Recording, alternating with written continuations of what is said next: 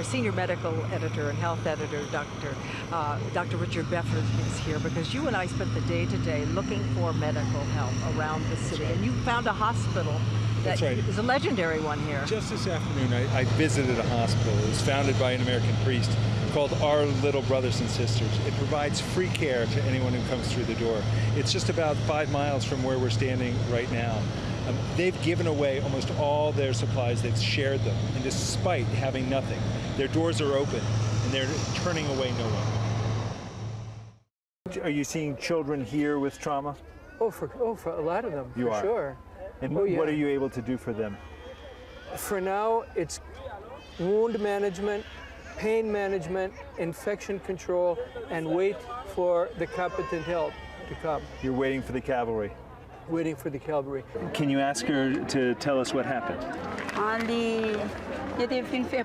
Oh, okay. So they made the food, beans, and then after it was all cooked, they put it on the table. But then during the earthquake, it all fell.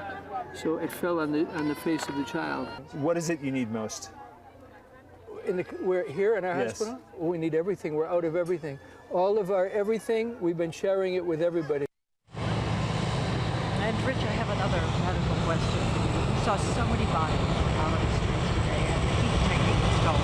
Any reports of outbreaks of disease from these bodies or from anything else? That's one of the big myths that you see after natural disasters. You don't see outbreaks from dead bodies. It's very disturbing to walk the streets and to see people just walking around dead bodies. But in terms of a health risk, it's not there. The risk is really from those people who are alive, who will be sharing shelters together, and that's really where the focus has to be. And it brings us back to water again. I have to ask you, how is it possible? It's a question we heard over and over again, Dr. King.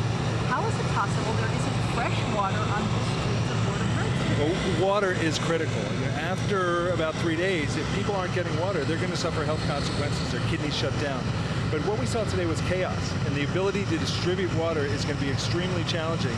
But they have to be making water. They need to bring in big equipment and use seawater to make fresh water. That's going to happen, and they have to take control of the streets so they can distribute water. It has to happen. It does. Without that, the mortality from this is just going to increase. So the clock is